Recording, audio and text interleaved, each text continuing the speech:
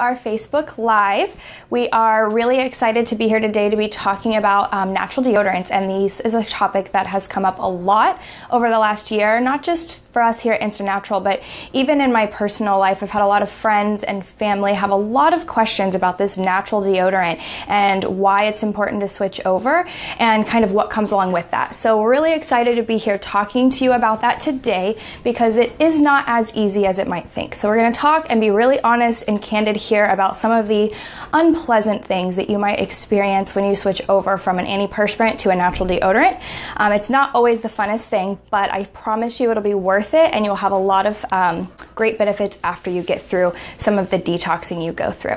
So while we're here chatting today, of course, be sure to drop any questions in the comments. Let me know you're here, say hello, and we'll answer everything we can along the way. And if we miss your question, we will definitely come back and comment the answer after we get done live.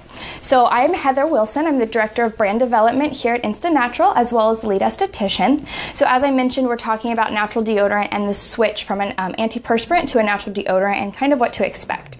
So it's really important to know what's in your deodorant, and most traditional antiperspirants contain some pretty harmful ingredients. The most common one that we all know about is the aluminum, which is what creates that antiperspirant.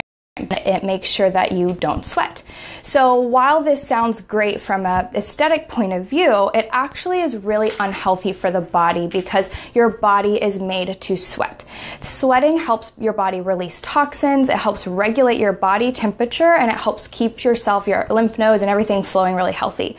So when you're constantly applying an antiperspirant to stop that action, you're really inhibiting your body from doing its natural thing. So along with aluminum, conventional antiperspirants can contain a lot of other really nasty ingredients. They can contain parabens, they can contain formaldehyde releasers, they can contain phthalates with artificial fragrances. All of these are really unhealthy. Hi, Cindy. So the reason why these are unhealthy is because most of these ingredients have been linked to actually having hormone disruption in the body, and our underarms have a lot of lymph nodes. So the last thing that we need to be applying in an area that has a lot of lymph nodes are endocrine disruptors. So we want to avoid those at all costs. Hey, Zachary, good to see you.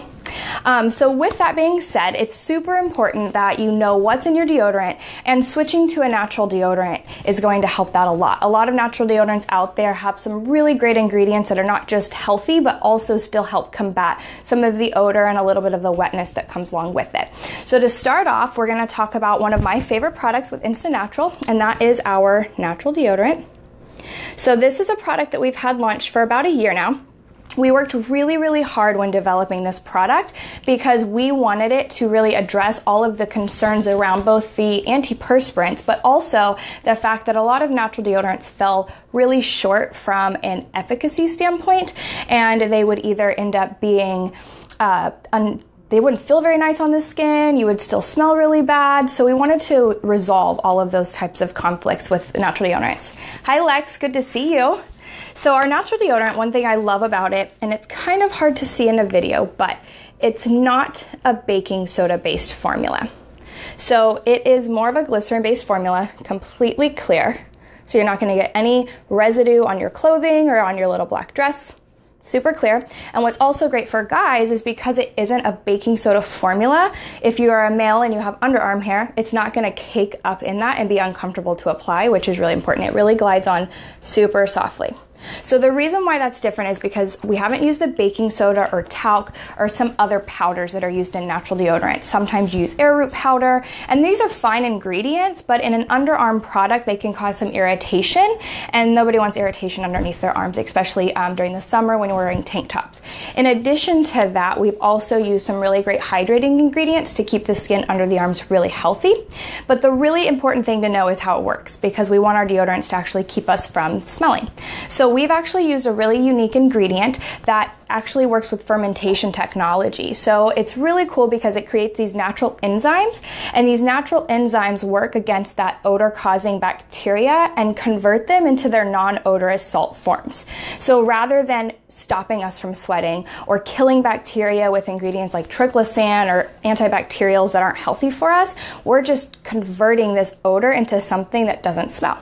So it's a really simple process. It uses a fermentation technology just like your kombucha or your fermented foods. It's a really simple concept that we're just leveraging in an underarm product. It's really healthy and it's really great. And in addition to that, we're also using sage essential oil, which sage is really great for helping with that odor. And then instead of using an artificial fragrance, we're using a lavender citrus extract. So this extract is really gentle in the skin. Sometimes lavender and citrus essential oils under the arms might cause a little bit of irritation. And while essential oils are great, we don't want any irritation under the arms, so we've chosen their extract option instead. So you get a really fresh, clean scent that's very gender friendly, so it's not very feminine, it's not too masculine, so it's great for all people. It's really wonderful. So the first step to switching over from your antiperspirant to your natural deodorant is choosing a natural deodorant. So definitely highly recommend this. It's a wonderful product. I've been using it for a year now and I absolutely love it. It's perfect. So what we really want to talk about today is the detox phase that can come along when you convert from an antiperspirant to a natural deodorant. So this phase, I'm going to be really honest, it's not pleasant. Hey, Caitlin. So you're going to go through some things in your body that you're gonna really hate. And this is not just with our product, this is in general. So if you've ever tried a natural deodorant in the past and you've not liked it and you've gone back, just know that this detox phase is really natural. And in fact, you should really encourage your body to go through it so that you can get your body back to doing what it should be doing. So during this detox phase, you're going to experience probably some excessive sweating. You're going to feel wetter than normal. You're also probably going to feel like you smell worse than normal, which I know that sounds really unpleasant, but your body is flushing all of the toxins that you have built up underneath the skin and under the armpits by using that aluminum in your skin. So you're flushing all this out. You're going to sweat a little bit more. You're going to smell. It's not going to be the funnest. And then in addition to that, you might experience some sensitivity in the skin or some redness, even some bumps. So none of this is abnormal. So definitely just know that that's going to happen. And it can happen at different times for everybody. For some people, when they switch, it immediately happens. For other people like myself, it takes a couple weeks or even maybe up to a month before your body starts to kick into that detox phase. So a lot of people are kind of confused on why this happens. And the most easy explainable way I can do it is that when you've had a weekend where, say, Memorial Day weekend, and you eat a ton of bad food, you eat a lot of chips and salsa, or you eat a lot of cookies, and your body has just been overthrown with a lot of junk, your body has to then come back to its healthiest state after, Monday, Tuesday comes along and you start going back to your green juice every morning. That detox phase that your body naturally goes through isn't the most pleasant. So it's the same thing that your underarms are going through after you've been putting the antiperspirant on for years. So it's not anything abnormal. It's actually a very normal thing. So what we do want to talk about is how to make this detox phase more enjoyable and get through it as fast as possible. And we do have some tips and tricks to help you through it. For me, it did take a couple months for that detox phase to kick in. And then when it did kick in, it kicked in with a vengeance. So I was adamant to try to get my body through it as quickly, but as healthy as possible. So the first thing I always want to talk about is some of that irritation that can come along, because that can be the most prominent thing with it is the irritation. Your skin can get a little red. It can also get a little bumpy, almost as if you have if you're a woman and you shave, you have ingrown hairs or something. So we have two products that I love to recommend for this. The first is our aloe vera gel, which uses organic cold pressed aloe vera. I love our aloe gel because it is not filled with synthetics or fillers. It's really truly almost pure aloe with a little bit of a preservative to keep it healthy. It's a really lightweight gel. So as you see, it's not thick like a lot of the products that you buy at the store. It's really, really viscous because natural aloe leaf is very viscous. So what's great about this product is we know aloe to be very, very soothing to the skin, but what's more important is you don't want to add anything to the skin that's going to inhibit that detox process. You want to work with your body, not against it. So aloe is going to calm the irritation, but it's not going to clog up the pores. It's not going to make your skin feel cakey or gross. It's just going to help soothe the skin. So really lightweight, super light. You can see really gentle. So you can apply this, or if you want something that has a little bit more moisture, if you're feeling like your skin is a little dry and needs a little bit more TLC, you could use the fractionated coconut oil. So this, again, very gentle. It's not going to cause any irritation. It's super lightweight because it's the fractionated coconut oil, and it's just going to provide that little bit of moisture to the skin and soothe that rash a little bit. So you can apply a thin layer of either of these two products underneath your arms at night after your shower before you go to bed. You don't want to apply anything else to your underarms before you go to bed, including deodorant, because at night our body naturally goes through this recovery process that's really healthy. And so at night we're detoxing ourselves and our body is resetting it. So it's the perfect time to support your underarms going through this detox phase by applying a thin layer of either the aloe or the coconut and then going to bed. And in the morning, of course, you can rinse off, you can shower off, and then apply your deodorant like normal. So these two products are going to help soothe that irritation that might come along. And then my favorite way to help really kick you through this detox phase is our Dead Sea Mud Mask. We've talked about this product a lot and actually mentioned this in other videos talking about how it helps detox yourself.